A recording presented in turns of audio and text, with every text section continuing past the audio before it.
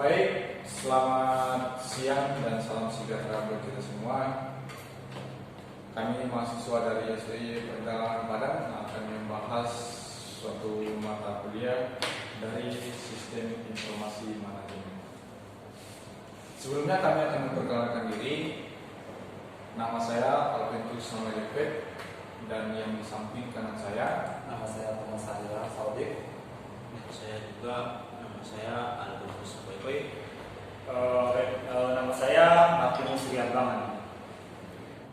Sistem Informasi Manajemen.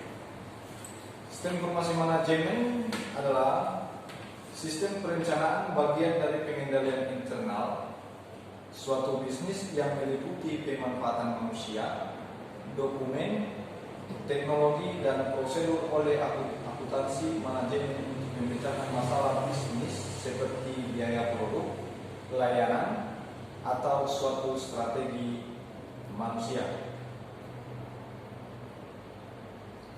Fungsi sistem informasi manajemen adalah untuk melakukan perencanaan, pengawasan, pengarahan, dan pendelegasian kerja kepada semua departemen yang memiliki hubungan komando atau koordinasi dengannya, meningkatkan efisiensinya dan efektivitas data yang tersaji akurat dan tepat waktu.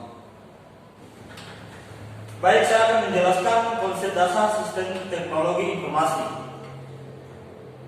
Sistem informasi dapat didefinisikan sebagai kumpulan elemen yang saling berhubungan satu sama lain yang berbentuk satu kesatuan untuk menginteraksikan data, memproses dan menyimpan serta mendistribusikan informasi. Dengan demikian, sistem informasi mencakup sejumlah komponen: manusia, komputer, teknologi informasi, dan prosedur kerja. Contoh dari teknologi informasi bukan hanya berupa komputer pribadi, tetapi juga TV, peralatan rumah tangga, elektronik, dan pengganti genggam modern. Misalnya ponsel. Ponsel ini asalkan ada jaringan Telkomsel. Manfaat teknologi informasi: berkomunikasi menjadi lebih mudah dan cepat, memudahkan akses informasi, mempersingkat waktu dan mengakses biaya.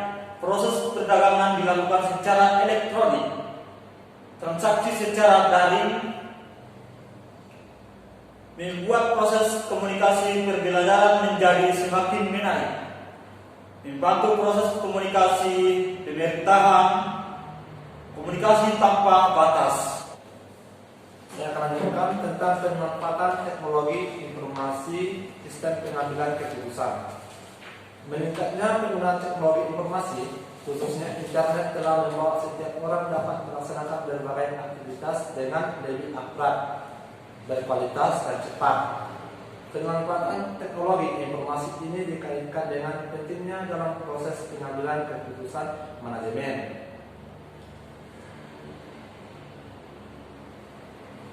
Lanjut,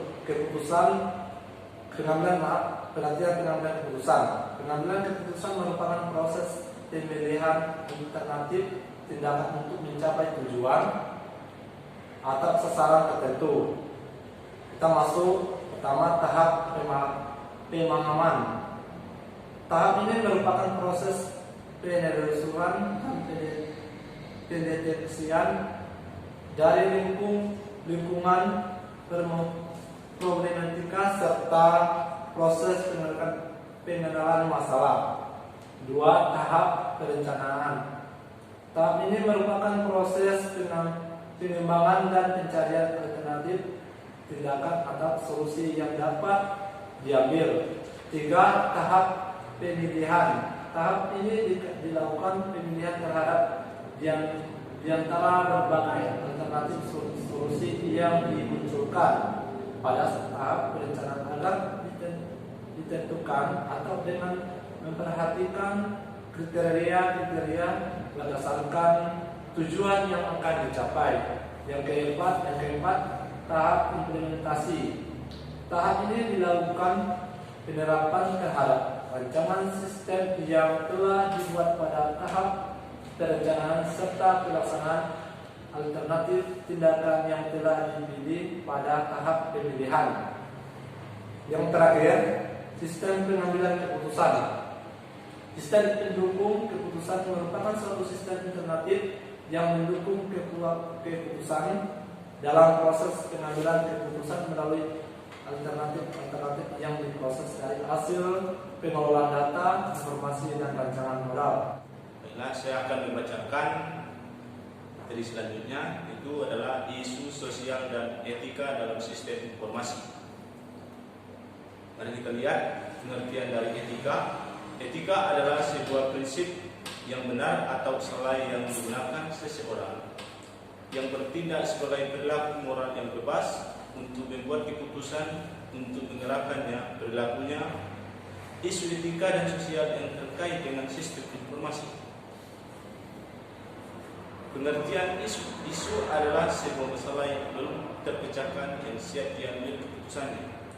Isu merepresentasikan suatu kepanjangan antara praktik populer dengan harapan-harapan para stakeholder. Berdasarkan definisi yang telah disebutkan di atas, isu adalah suatu hal yang terjadi baik di dalam maupun di luar organisasi yang apabila tidak ditangani secara baik akan memberikan efek negatif terhadap organisasi dan berlanjut pada tahap kritis. Yang pertama adalah konsep dasar. Konsep dasar ada 3. Pertama, tanggung jawab. Tanggung jawab adalah sebuah elemen penting dari tindakan etika. Yang kedua, akuntabilitas. Akuntabilitas adalah ciri-ciri dari sistem dan ilustrasi sosial. Yang ketiga adalah liabilitas. Liabilitas adalah ciri-ciri dari sistem politis di mana suatu badan hukum mengambil peranan yang memberi izin kepada individu untuk memperbaiki kerugian yang disebabkan oleh pelaku sistem atau organisasi lain. Lalu yang kedua, analisis etika. Analisis ketika dihadapkan pada situasi yang tampaknya memunculkan isu etika dalam menganalisis masalah. Yang terdapat 5 langkah berikut untuk mengatasi antara lain. Yang pertama adalah identifikasi dan jelaskan faktanya dengan jelas. Yang kedua, definisikan konflik atau dilemanya dan identifikasi nilai-nilai luhur yang terlibat. Yang ketiga, identitas pihak-pihak yang berkepentingan.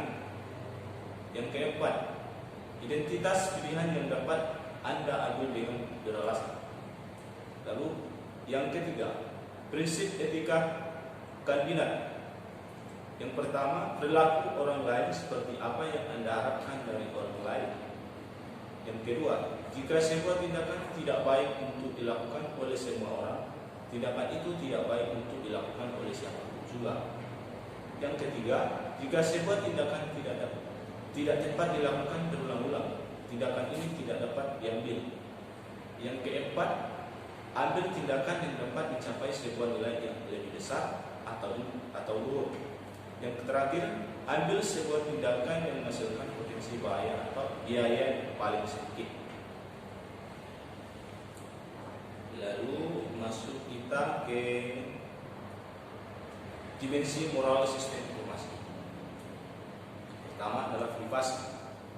Privasi adalah hak individu untuk dibiarkan sendiri, bebas dari pengawasan atau intervensi dari individu atau organisasi lain. Termasuk negara lain atas privasi juga terdapat dalam dunia kerja. Contoh, jutaan karyawan menjadi subjek pengawasan elektronik dan teknologi tinggi lainnya. Teknologi dan sistem informasi membahayakan klaim individu atas privasi dengan membuat invasi terhadap privasi menjadi murah. Lalu tahap-tahap tantangan internet terhadap privasi. Tantangan internet terhadap privasi. Teknologi internet menimbulkan tantangan baru atas perlindungan privasi pribadi karena informasi yang diklaim melalui jaringan yang sangat luas mungkin saja melewati banyak sistem komputer yang berbeda sebelum informasi mencapai tujuan. Akhirnya, setiap sistem ini mempunyai kemampuan untuk melakukan pengawasan pengambilan dan penyimpanan komunikasi yang melewati sistem tersebut. Lalu masuk kita ke hak kekayaan intelektual. Sistem informasi yang kontemporer yang memiliki tantangan yang berat bagi undang-undang dan praktik yang ada serta melindungi kekayaan intelektual pribadi. Kekayaan intelektual dianggap sebagai kekayaan tidak tampak yang diciptakan oleh seseorang atau perusahaan. Teknologi informasi telah membuat perlindungan kekayaan intelektual yang sulit dilakukan karena informasi yang terkomputerisasi dapat dengan mudah digandakan atau didistribusikan pada jaringan. Kekayaan intelektual dilindungi oleh berbagai perlindungan dalam 3 tradisi sah yang berbeda, yakni rahasia, hak cipta, dan hak paten.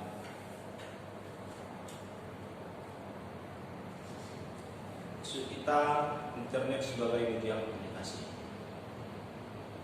Internet sebagai media komunikasi merupakan fungsi internet yang paling banyak digunakan di dunia. Setiap pengguna internet dapat berkomunikasi dengan pengguna lainnya dari seluruh dunia.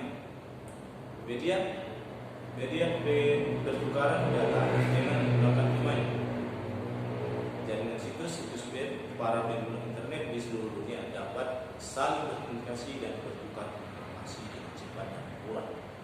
Jika ada kesalahan materi atau penjelasan, kami mohon maaf. Sekian dan terima kasih. Selamat siang.